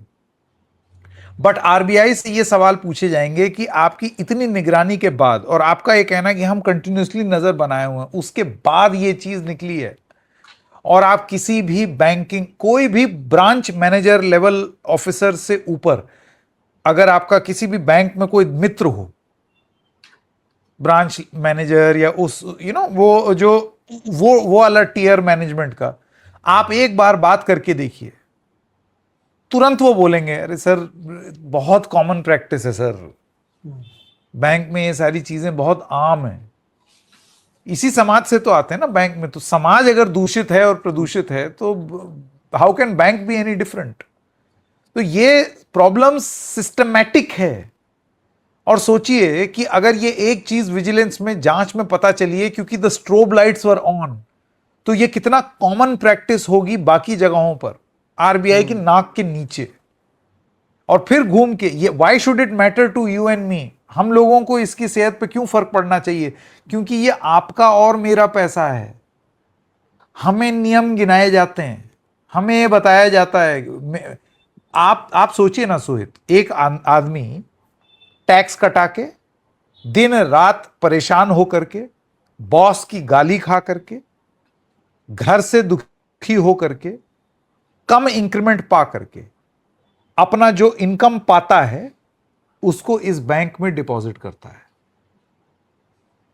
और फिर अगर वो बैंक उस emotional value to that money, उस चीज को अगर बैंक इस तरीके से घुमा रहा है, ये लोगों के साथ उनके भरोसे का विश्वासघात है। Which is why I am saying HDFC की स्टोरी को और बैंकिंग सेक्टर की इन स्टोरीज को जरा सोफिस्टिकेटेड टाई सूट और बिजनेस पेपर से बाहर निकाल करके हम और आपको इस तरीके से समझना बहुत जरूरी है, क्योंकि ये आपको और मुझे डायरेक्टली इंपैक्ट कर रहा है, करना चाहिए। ये मत सोचिए कि ये तो हमारा कुछ नहीं है, हमारे एटीएम में से पैसे आ रहे हैं। नहीं, चीटिंग हुई है आपके साथ, ये जान के रखिए। तो बॉटम लाइन सोहित, एटलीस्ट मेरे लेवल पर ये है, RBI has to own up. जबरदस्ती डीसिप बीसिप मत पेलो, बताओ इस बैंक पे क्या कार्रवाई करोगे। इस टॉप मैनेजमेंट के पूरे कच्चे चिट्ठे पर, जब से ये नंबर 1 बैंक बने हैं और नंबर 1 रहने के लिए ये जो कर रहे हैं, उसकी डिटेल्ड इन्वेस्टिगेशन जनता के सामने होनी चाहिए। और हां, third and most important point Sohit in the bottom line, एक नॉर्म हो जाना चाहिए कि जब जो कस्टमर चाहे, जब चाहे, वो बैंक की किसी भी चीज का कोई भी दस्तावेज मांग सकता है। Know your bank. हर साल मुझे केवाईसी करानी पड़ती है कि सर वो प्लीज केवाईसी कर दीजिए, ये फॉर्म भर दीजिए। आओ बच्चों, अगर चाहते हो कि मेरा पैसा तुम्हारे बैंक में रहे, बैंक जरा केवाई भी कर दो। मुझे ब्रांच मैनेजर मेरे घर में चाहिए, यहां मेरे घर में आकर के मुझे वो डॉक्यूमेंट दे ब्रांच मैनेजर। बताओ, मुझे बताओ इस केस में आपके पास क्या जानकारी है, ये एमएसआरडीसी में पैसा क्यों घुमाया, इस रिपोर्ट की सारी डिटेल चाहिए। ब्रांच मैनेजर आकर के मुझे समझाए। KYB, know your bank. और मुझे ओटीपी आएगा ब्रांच मैनेजर के फोन पर कि हां इन्होंने नहीं, मेरे साथ भी तो करते हैं ना सोहित, बैंक करता है ना कि सर वो ये कर दीजिए, ये डॉक्यूमेंट दे दीजिए। मुझे ब्रांच मैनेजर का वो चाहिए, आधार, मुझे प्रूफ चाहिए, एक सर्टिफिकेट चाहिए, this is to certify that the branch manager is speaking truth and nothing but the truth. और अगर ये जो दस्तावेज मुझे दिया है इसमें कोई भी दोषी पाया जाता है, ब्रांच मैनेजर जेल जाएगा, या ब्रांच मैनेजर का इतना पैसा जो है वो कटेगा। ऐसे अकाउंटेबिलिटी फिक्स होगी। क्यों? क्योंकि आप मुझसे ये एक्सपेक्ट करते हैं ना साहब, मेरे पैसे के साथ भी तो आप यही नियम लगा रहे हैं। Let's make it a two way street please. Know your customer के साथ साथ नो योर बैंक। सोहित, बिल्कुल। और अकाउंटेबिलिटी होगी तो दोनों की होगी। और अगर आप बिजनेस में हैं तो दो लोग हैं, आप पैसे दे रहे हैं, वो पैसे ले रहे हैं, ऐसे में तो उनकी जिम्मेदारी और बनती है कि आप अपने पैसे को रख रहे हैं, आप पैसे दे रहे हैं एक बैंक में, आपके वजह से वो बैंक चल रही है, तो बैंक भी तो आपके लिए उतनी जिम्मेदार होनी चाहिए। अगर ये किसी दूसरे देश में होता तो अब तक का एक बहुत बड़ा स्कैम, एक बहुत बड़ा ट्रेजिडी, हर रोज दिन रात इसे एक फ्रंट पेज पे लाया जाता, क्योंकि इसका असर एट द एंड आपके देश की इकोनॉमी पर पड़ता है। आप 12 करोड़ परिवारों से और 12 करोड़ लोगों की जिंदगी से सोहित कौन, आप मुझे ये बताइए कि इतना बड़ा कांड हो गया, सॉरी थोड़ा सा इरिटेटेड महसूस कर रहा हूं। अब इतना बड़ा कांड एजुकेशन सेक्टर में हो गया, एजुकेशन मिनिस्टर पार्क में घूम घूम करके मैनिक्योर्ड इंटरव्यू दे रहे हैं। इतना बड़ा कांड बैंकिंग सेक्टर में हो रहा है, फाइनेंस मिनिस्ट्री से क्या आ रहा है फाइनेंस मिनिस्टर का मुझे नहीं मालूम। हाँ, बजट में हलवा मीठा था और उसमें बादाम कितने थे, और इस बार लेखा जोखा इस पोटली में था, और ये सारी चीजें थी। ये सब तो सुनने को मिलता है। कहां है स्टेटमेंट फाइनेंस मिनिस्टर साहब? कहां है स्टेटमेंट? पीएमओ की निगरानी कहां है भाई? या इसमें भी आर्मी लगा दोगे? कि अब ब्रांच मैनेजर मतलब इस देश में, तो फिर तो आर्मी रूल लगा दीजिए, मिलिट्री शासन कर दीजिए देश में। कोई एक सिविक फंक्शन, इतना इतना सड़ा हुआ सिस्टम, कोई एक सिविक फंक्शन ढंग से इस देश में नहीं चलता है। Sorry, please carry on sir.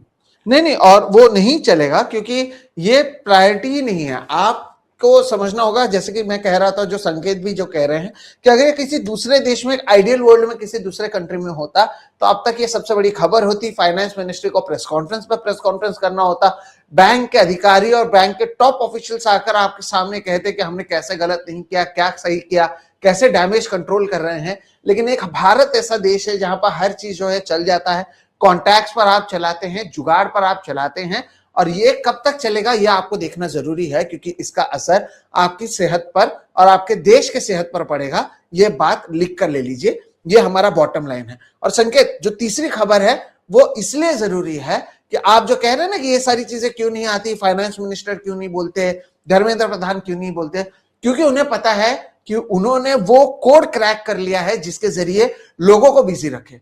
Petrol बढ़ रहा है, मुसलमान जिम्मेदार है। अच्छा, महंगाई बढ़ रही है, मुसलमान जिम्मेदार हैं। अच्छा, आपको नौकरी नहीं मिल रही है, इसने जिहाद कर दिया है। अच्छा, यहां पर मांस मटन ज्यादा बिक रहा है या कम मिल रहा है, नहीं खा रहे हैं, मुसलमान जिम्मेदार है।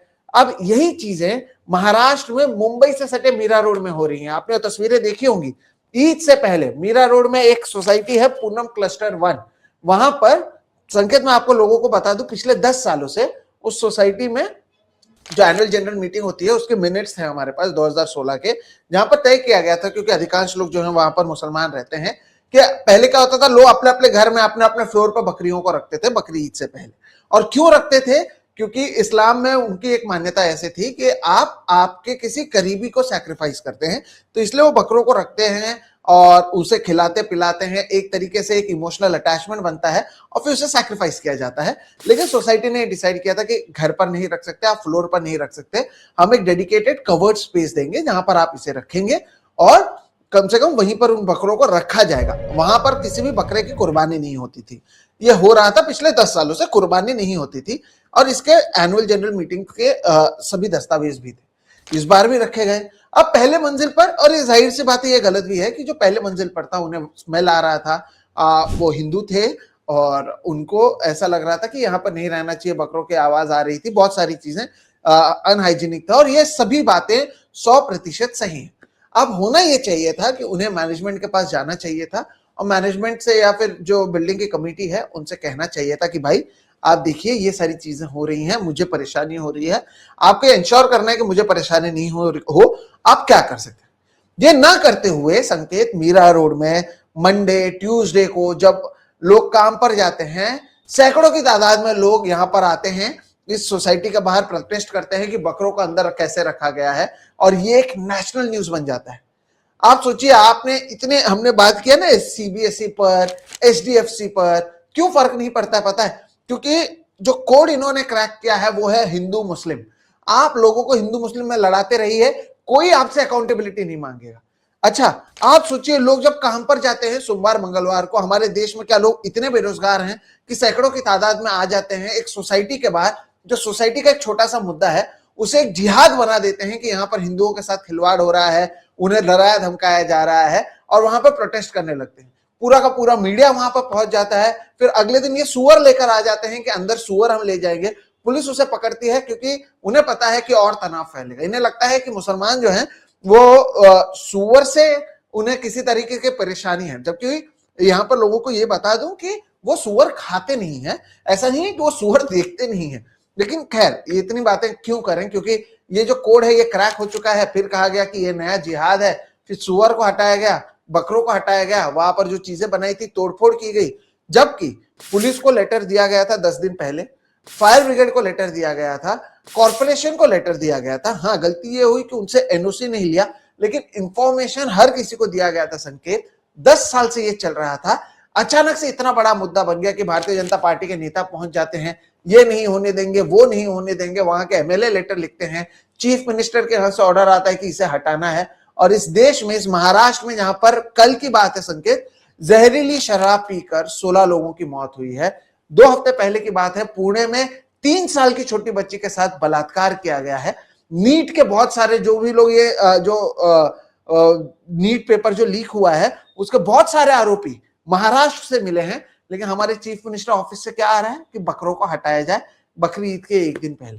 तो ये इनकी जो प्रायोरिटी है ना संकेत, इसी की वजह से ये अकाउंटेबल नहीं है, क्योंकि वोटिंग के समय आप या तो हिंदू बन जाते हैं, आप मुसलमान बनना जाते हैं, आप मराठा बन जाते हैं, ओबीसी बन जाते हैं, ब्राह्मण क्षत्रिय बन जाते हैं, और इसी में ये जो डिवाइड एंड रूल का जो पूरा पॉलिसी है, कोई भी पॉलिटिकल पार्टी हो, वो उनके लिए सबसे आसान हो जाता है कि मुसलमानों को टाइट कर रहे हैं। अरे नीट का पेपर लीक हो गया, ठीक है, लेकिन अब्दुल टाइट होना चाहिए।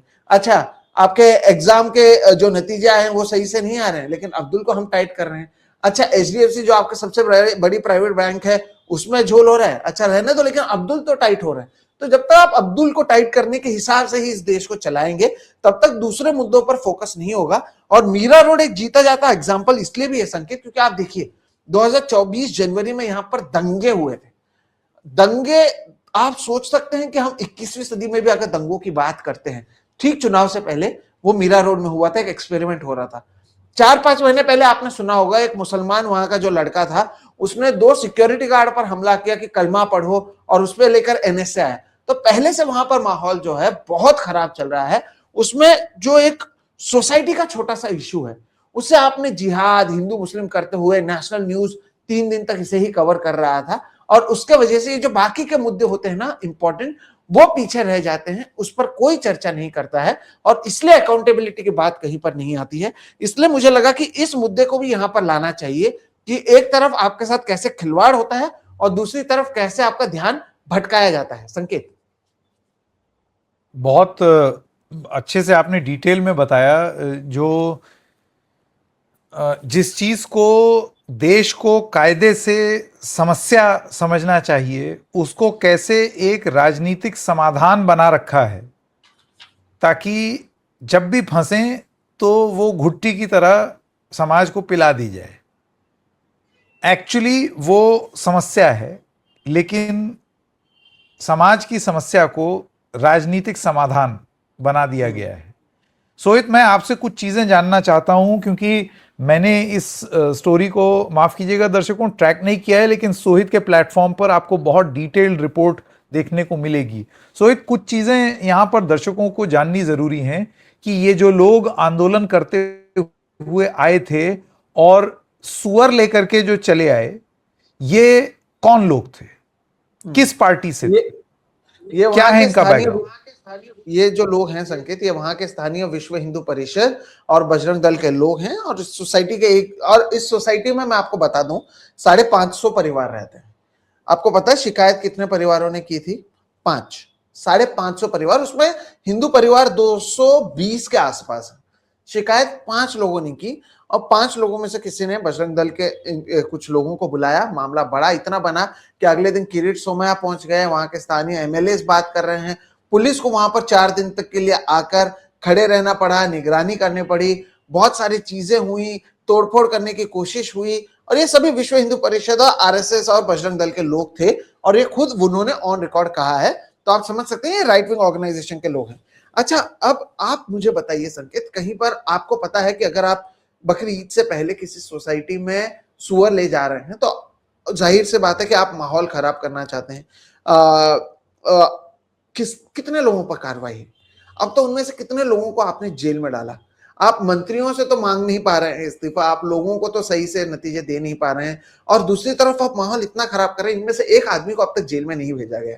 ये कौन सा महाराष्ट्र संकेत? और मैं इसलिए भी बोलता हूं क्योंकि आप देखिए महाराष्ट्र से छत्रपति शिवाजी महाराज, शाहू महाराज, फुले, अंबेडकर, इतने बड़े बड़े लोग आए हुए हैं, और उस महाराष्ट्र में अब आप सोचिए कि सुअर बनाम बकरा हम खेल रहे हैं। ये किस लेवल पर आप राजनीति को ले जा रहे हैं, आप समझ रहे हैं? और ये जो लोग थे, ये विश्व हिंदू परिषद और बजरंग दल के लोग थे। सोमवार हो मंगलवार हो, अगर ये लोग वहां पर आकर आंदोलन कर रहे हैं अपने काम धाम छोड़कर, तो क्या वो वाकई इस मुद्दे को लेकर इतने सीरियस हैं, या फिर यही सारी चीजें करने के लिए उन्हें पैसा दिया जाता है? ये भी एक सवाल है संकेत, जो हमें पूछना चाहिए। दर्शकों, एक बार बस जरा सोच करके देखिए, if the same thing was happening, इसका फ्लिप, अगर कोई एक प्योर वेज हिंदू कॉलोनी में नॉनवेज लेकर के चला गया होता और वो मुसलमान होता, तब क्या होता? आपका ध्यान आकर्षित करना चाहता हूं बनारस के एक हादसे का, जिसमें रोजा इफ्तार के दौरान कुछ मुस्लिम युवकों पर यह आरोप था कि उन्होंने अपना रोजा खोला और उन्होंने जो भी खाना खाया जिसमें कथित रूप से हड्डियां थीं, मांसाहारी भोजन था और हड्डियां थीं, वो उन्होंने गंगा में प्रवाहित कर दिया। उनकी गिरफ्तारी हो गई कि उन्होंने धार्मिक भावनाओं को आहत किया है। मामला कोर्ट पहुंचा और कोर्ट का यह मानना था कि हां, भावनाएं आहत हुई। अब आप देख रहे हैं difference in the response. Sohit कह रहे हैं कि इस मामले में एक भी इंसान गिरफ्तार क्या पूछताछ के लिए भी नहीं लिया गया है। People who are very clearly trying to foment trouble, ये वो लोग थे जो दिक्कत क्रिएट करना चाहते थे, उकसा रहे थे, चाहते थे कि धार्मिक रूप पर खाने के नाम पर बकरा बनाम सुअर हो, कोई उग्र हो जाए, कोई कार्रवाई नहीं। और इसका फ्लिप अगर होता, इसका एकदम उलट अगर होता, तो आप और मैं, हम दोनों ही जानते हैं, हम सब जानते हैं सोहित, और बॉटम लाइन मेरी तरफ से तो सोहित यही है कि अगर इसका उल्टा हुआ होता, किसी मुसलमान पर आरोप होता कि वो इस तरीके की कोई चीज कर रहा है, अब तक गिरफ्तारियां भी हो जाती, कार्रवाइयां भी हो जाती, कहो 4-5 एजेंसी और लग जाती, बुलडोजर भी आ जाता घूमते फिरते। तो सच्चाई मोटी मोटी यही है कि जिस चीज को कायदे से एक बहुत बड़ी देश में समस्या माना जाना चाहिए, वो है हिंदू मुसलमान फ्रिक्शन, टेंशन, हिंसा। वो समस्या नहीं, एक राजनीतिक समाधान की तरह उसका प्रयोग होता है इस देश में, और ये बहुत बहुत दुख की बात है। और उसका लेटेस्ट एग्जाम्पल मीरा रोड सुअर बनाम बकरा है। सोहित, बिल्कुल। और जैसे कि संकेत ने कहा कि नियम अगर हो तो सबके लिए एक हो। संकेत ने बुलडोजर का जिक्र किया, तो मुझे अवध पंच में मधुकर सर जो हैं, उन्होंने अभी बशीर बद्र पर उनकी मृत्यु के बाद एक पोस्ट डाली है जिसमें उन्होंने उनके शेर व शायरी की बात की है। और ये बुलडोजर से भी जुड़ा हुआ उनका एक शेर तो था दंगों पर कि लोग थक जाते हैं एक घर बनाने में, तुम तरस नहीं खाते बस्तियां जलाने में। और जिस पर मधुकर सर ने इसकी तुलना भी की कि इसे केवल दंगों के साथ जोड़कर नहीं, कैसे बुलडोजर जस्टिस होता है उसके साथ भी जोड़कर देखा जाना चाहिए। और इसे तो मैं आगे बढ़ाऊंगा कि इस देश में हमने देखा है संकेत, 1947 से लेकर अब तक केवल और केवल कम्युनल दंगे होते आए हैं। और इसके बावजूद अगर आप इसी पर आग लगा रहे हैं या इसी को हवा दे रहे हैं इस आग को, तो बशीर बद्र साहब का जो ये शेर है वो यहाँ पर भी उतना ही इंपॉर्टेंट हो जाता है। और ये लोग अब भी तरस नहीं खा रहे हैं बस्तियों को जलाने में, लोगों को एक दूसरे में बांटने के लिए। दर्शकों, यही बॉटम लाइन मेरी तरफ से भी यही होगा कि आप समझिए कि कैसे आपको बेवकूफ बनाया जाता है, कैसे मूल मुद्दों से ध्यान भटकाया जाता है, और कैसे हिंदू मुस्लिम पर फोकस कराया जाता है, क्योंकि सबसे आसान होता है। और इसलिए इस टॉपिक को भी हमने अंत में रखा। जो महत्वपूर्ण टॉपिक है, जो लाखों छात्रों के मुद्दे हैं, 12 करोड़ से ज्यादा बैंक खाता धारक एचडीएफसी के मुद्दे हैं, उसे हमने पहले लिया, क्योंकि आसान होता कि ये बकरा बनाम सुअर से शुरू करें, आपका ध्यान आकर्षित करें और केवल उसी पर फोकस करते हुए व्यूज ले लें। लेकिन उतना ही हमारा काम नहीं है, व्यूज से सब कुछ नहीं होता है। और इसलिए कोशिश इस आज के एपिसोड में यही थी कि कैसे इन तमाम मुद्दों को आपका ध्यान लक्षित करें और आपको बताएं कि कौन से मुद्दे आपके लिए ज्यादा जरूरी हैं और सरकार क्या चाहती है कि आप किस पर फोकस करें। संकेत, मुझे लगता है कि इन तीनों मुद्दों पर ना ही हमने हमारी बातों को रखा। जैसे कि एक दर्शक ने कहा था कि आप अपने बातों के साथ आप अंत में क्या कहना चाहते हैं वो भी बताएं, तो आपके कमेंट को भी हमने महत्व दिया। और अब हम बॉटम लाइन जो होगा, हम दोनों क्या सोचते हैं, उसे भी ऐड करना शुरू कर दिया है। फिलहाल आज इन मुद्दों पर संकेत हमने बातचीत की है। और दर्शकों, आपसे उम्मीद यही है कि अगर आपको ये मुद्दे पसंद आते हैं और हमारी स्टाइल ऑफ जो ये कॉन्वर्जेशन है जिसे आज तक आपने पसंद किया है, वो आगे भी आप चाहें तो ना केवल इस वीडियो को लाइक करें, इसे लोगों से शेयर करें ताकि उन्हें भी पता चले कि कुछ लोग हैं जो अब भी ऐसे मुद्दों पर लगातार बात कर रहे हैं। और खुलकर आपने देखा कि संकेत और मैं 1 घंटा 20 मिनट से, हमारी कोशिश 1 घंटे के अंदर होती है करने की, बहरहाल 1 घंटा 20 मिनट से हमने इन मुद्दों को उठाया है। तो ऐसे में जो नीचे 2 चैनल्स आपको दिख रहे हैं, डबल चेक बाय संकेत और सोहित मिश्रा ऑफिशियल, उसे सब्सक्राइब करें, बेल आइकॉन दबाएं। और अब संकेत, आपसे आखिरी अपील कि आप भी लोगों को यही अपील करें। फिर आज जल्दी से जल्दी 1 घंटे 20 मिनट हो चुके हैं, लेकिन फिर भी जल्दी से जल्दी इस वीडियो को हम खत्म करें और लोगों से आप अपनी अपील करें। नहीं, मैं तो क्या भाई, दर्शकों कर लो यार, बस इतनी ही अपील है। मतलब कर लीजिए सब्सक्राइब, थोड़ा अच्छा लगेगा और हम अपनी कोई बात आपको बता पाएंगे, हमारी रिपोर्ट्स आप लोग देख पाएंगे। बस इतना सा ख्वाब है, तो ये ख्वाब पूरा कर दीजिए हमारा और कार्यक्रम देखते रहिए। डबल चेक बाय संकेत एंड सोहित मिश्रा ऑफिशियल, नीचे दोनों लिंक्स हैं, सब्सक्राइब कर लीजिए। बस इतना ही कहना है जी। तो खत्म किया जाए, 1 घंटा 21 मिनट पर इस वीडियो को हम खत्म कर रहे हैं। दर्शकों, फिलहाल आप हम दोनों को दीजिए इजाजत। हर हफ्ते रविवार रात दोपहर 12 बजे आप हमें यहाँ पर मिल सकते हैं और पूरे हफ्ते हम हमें हमारे चैनल्स पर आप देख सकते हैं। फिलहाल हम दोनों को दीजिए इजाजत। नमस्कार।